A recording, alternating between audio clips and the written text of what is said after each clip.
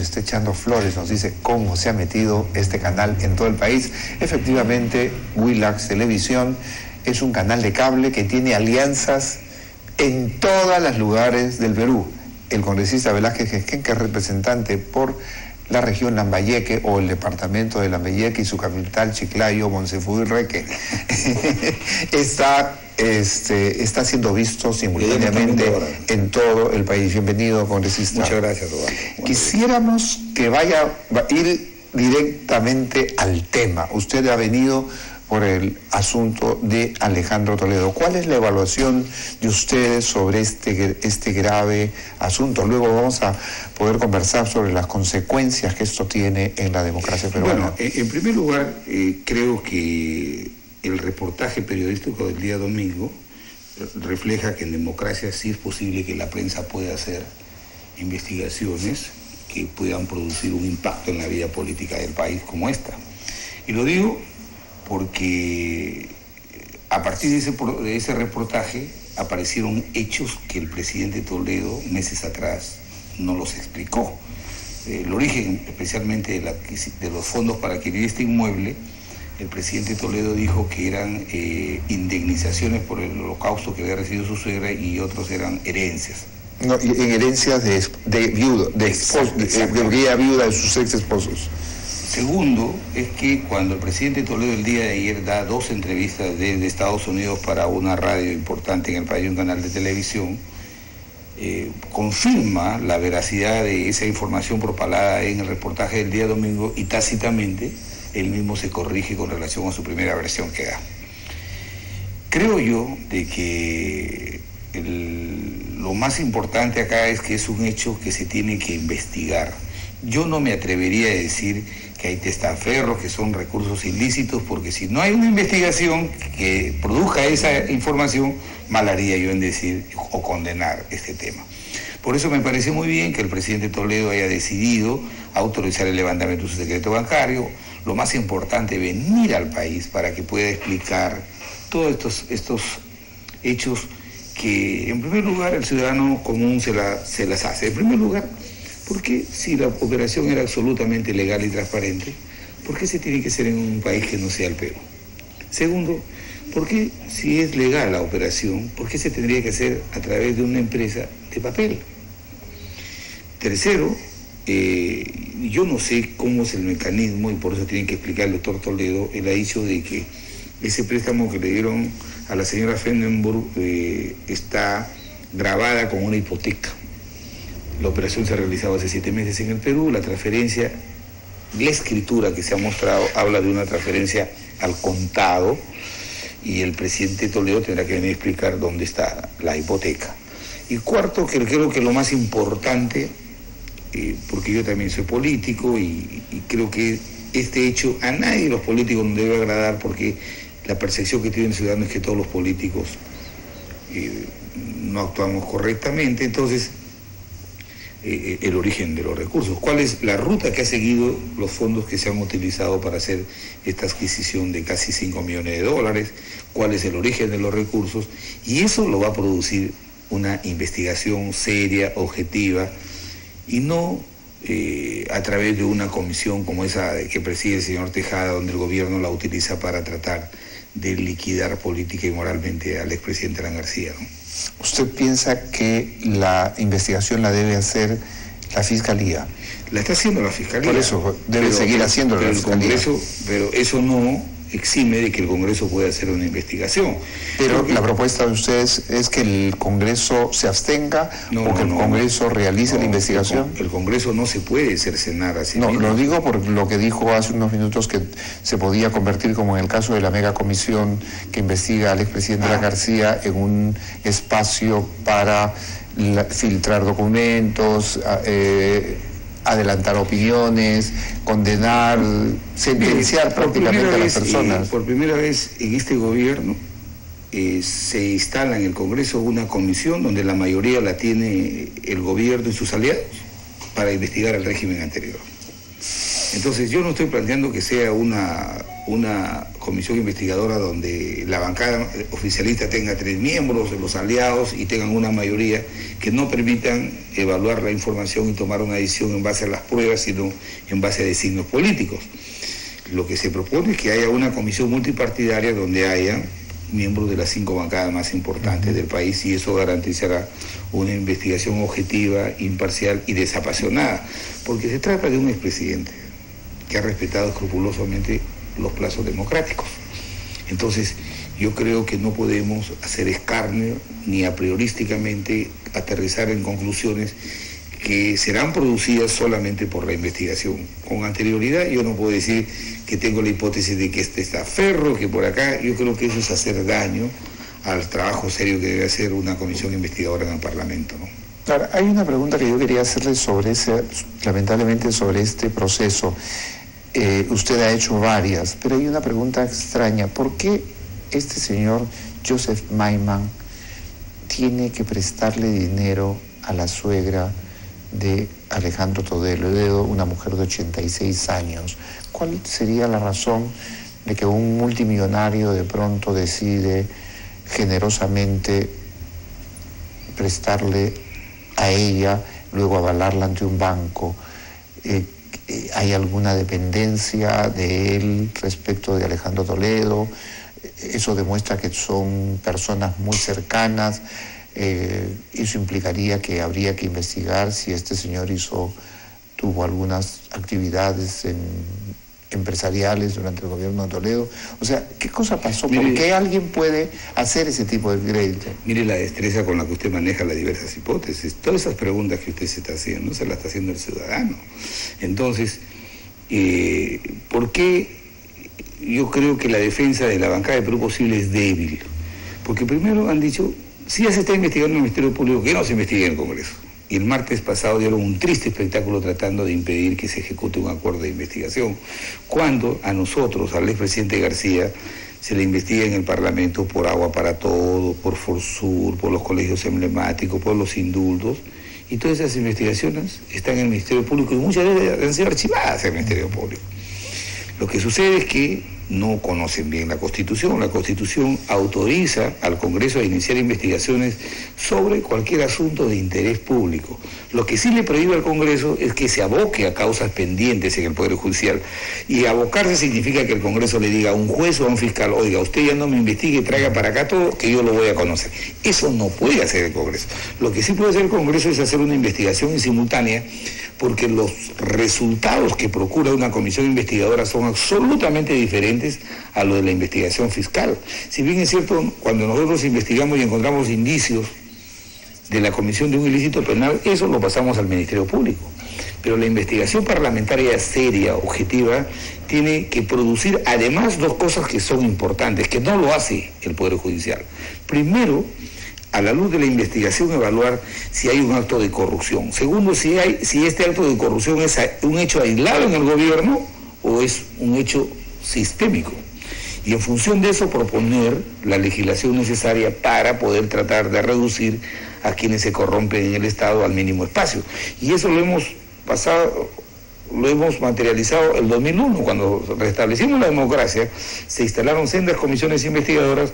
Muchos de los investigados estaban en el Ministerio Público, pero a partir de esas investigaciones que se hicieron de la década de los 90, se produjo esta legislación que hoy día impide el nepotismo, que hoy día impide que los hermanos, los familiares hasta el 4º grado de consanguinidad de los funcionarios públicos puedan contratar con el Estado, para justamente la investigación parlamentaria tiene unas dimensiones que no las tiene el Poder Judicial, ¿no?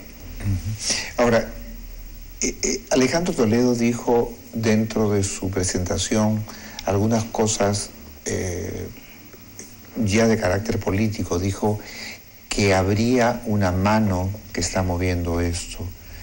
¿Qué cosa es lo que piensan ustedes sobre esta posibilidad? ¿Quién ahí? ¿Ustedes están promoviendo esto? O sea, seamos claros, si lo estuvieran haciendo, de repente mi pregunta es un poco ingenua, me dirían que no.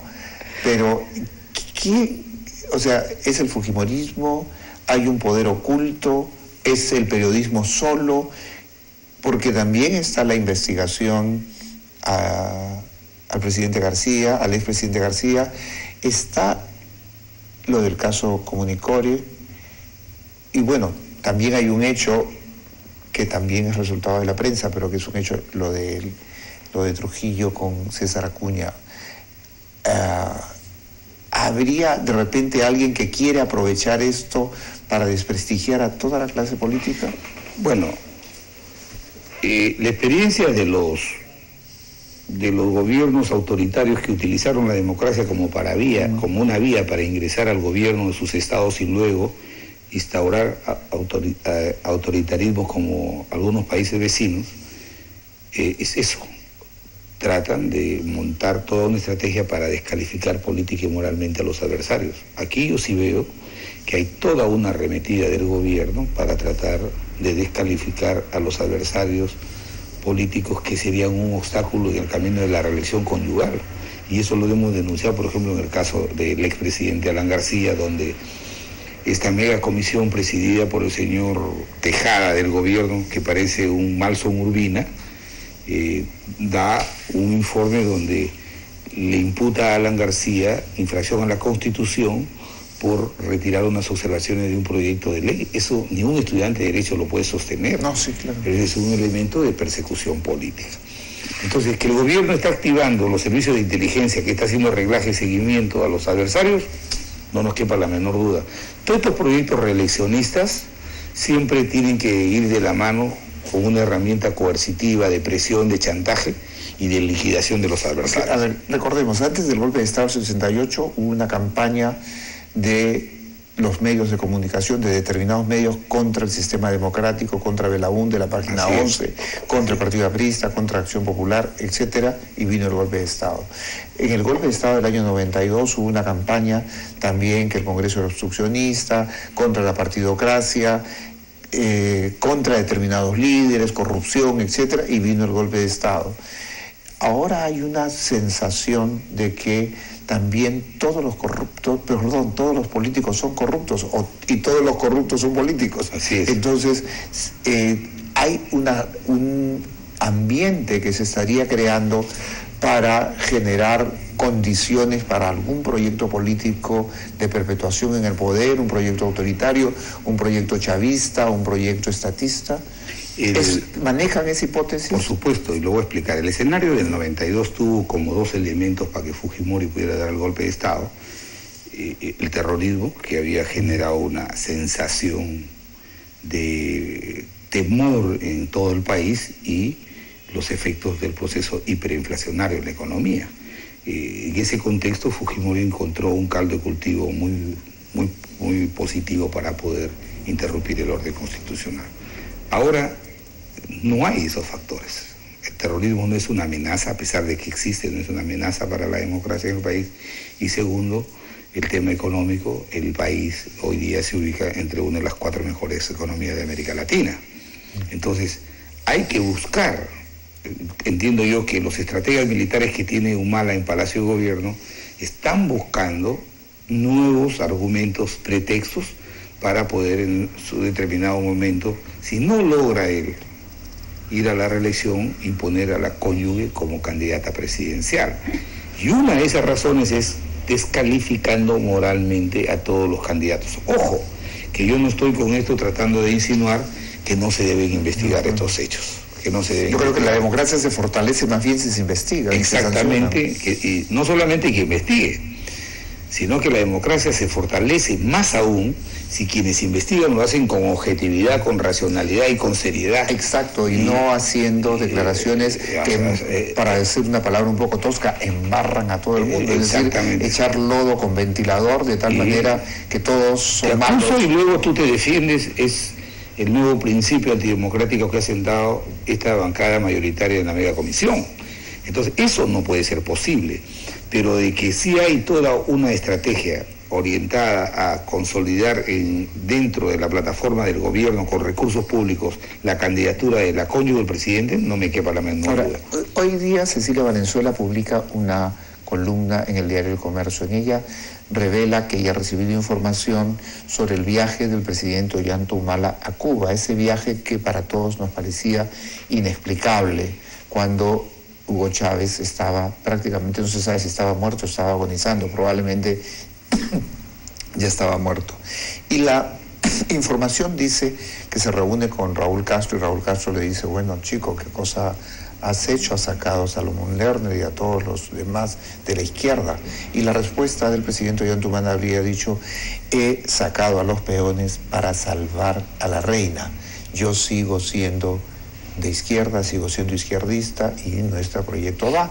Y esto se reflejaría en que Salomón Lerner sigue presidiendo aún ahora UNASUR y los embajadores de los partidos de izquierda siguen en sus puestos, salvo Lynch, que salió porque el escándalo era muy fuerte. Y luego el canciller Roncayolo sale y es sacrificado cuando Maduro dice, chico, cometiste el error de tu vida, Rafael Ronca, cometiste el error de tu vida.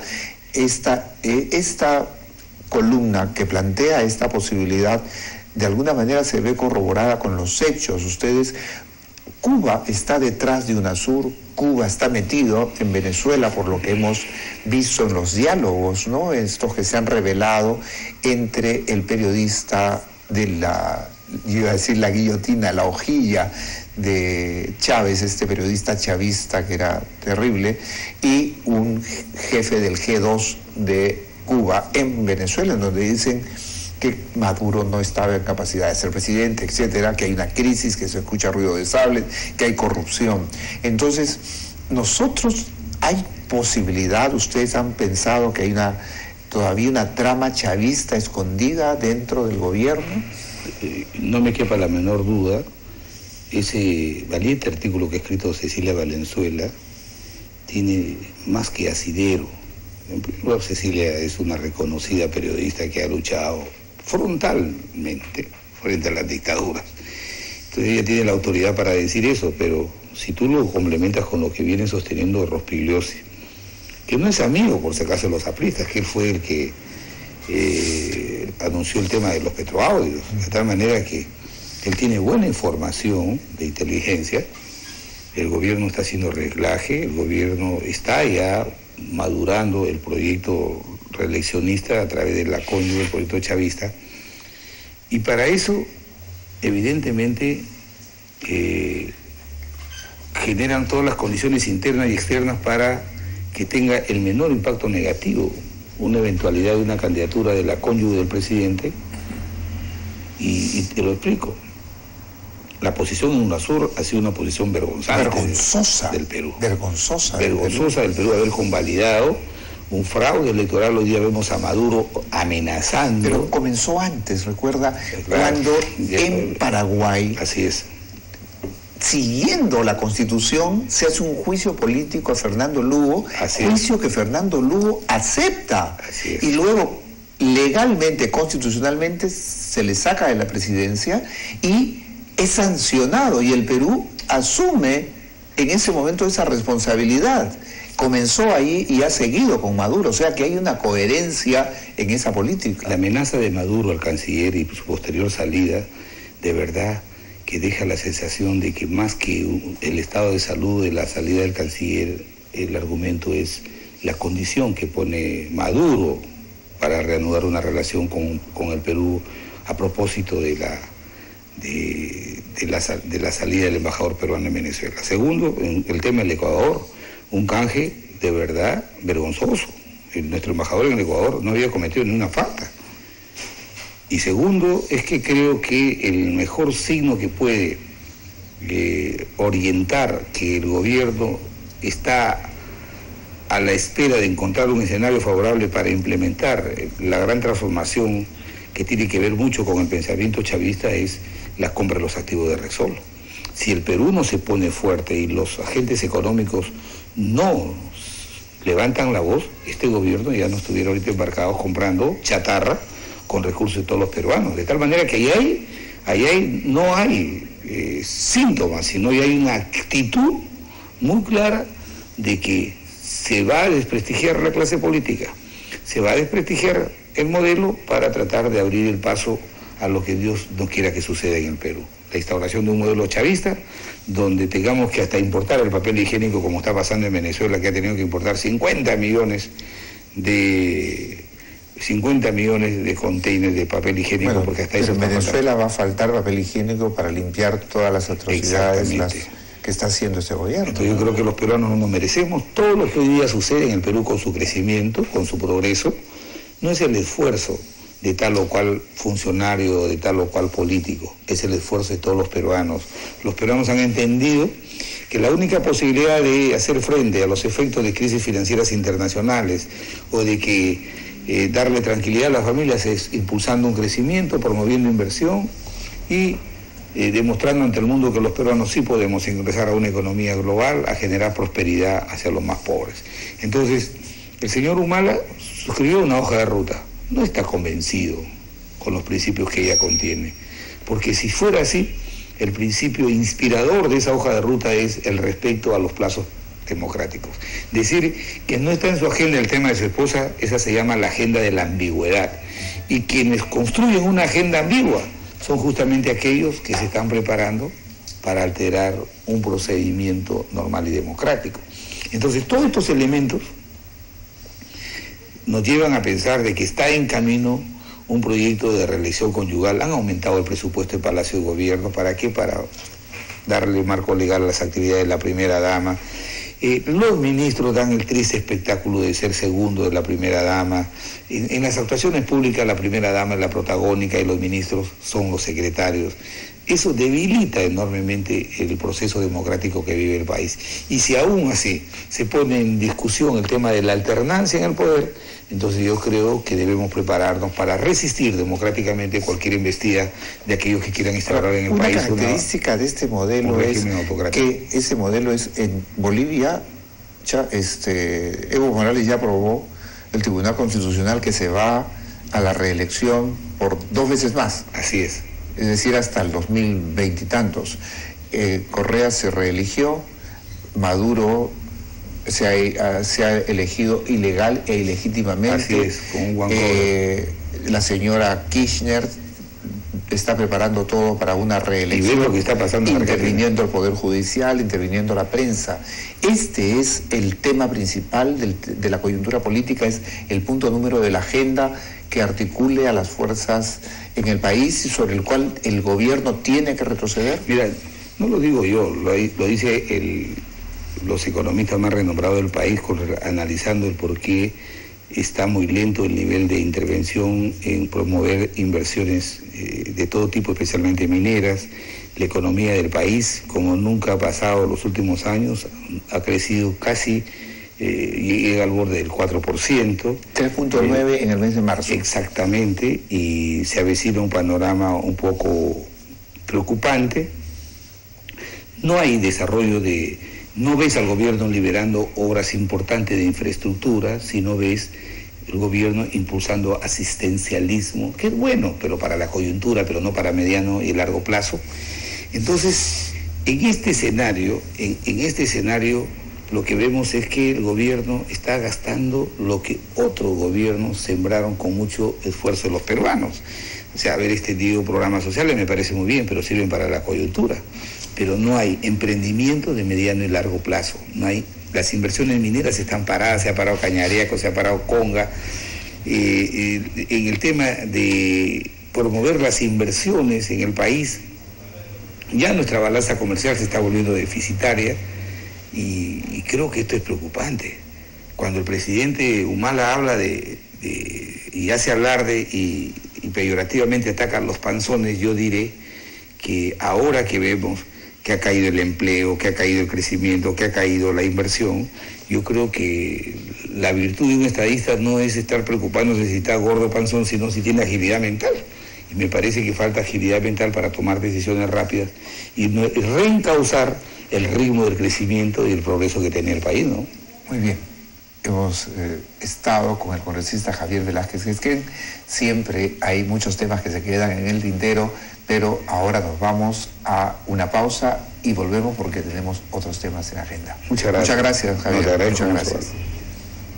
Un rey sin corona. Hay que despedirlos, hay que votarlos. Un barba sin barba. Ha llegado a las patadas como elefante en virrería. Pero que dicen la verdad sin pelos en la lengua. Atados al estatismo y a las ideas marxistas. Se abrazan como pulpos, desarrollan ventosas. Insisto, este es el único país del mundo que les paga a los huelguistas por hacer huelga. Rey con Barba, con Rafael Rey y José Barba Caballero. De lunes a viernes a las 8 de la noche. Por Willax Televisión. Noticias que sirven. Rey con Barba llega gracias a Jockey Plaza. El año pasado recorrimos el Perú con Serpentina del Perú.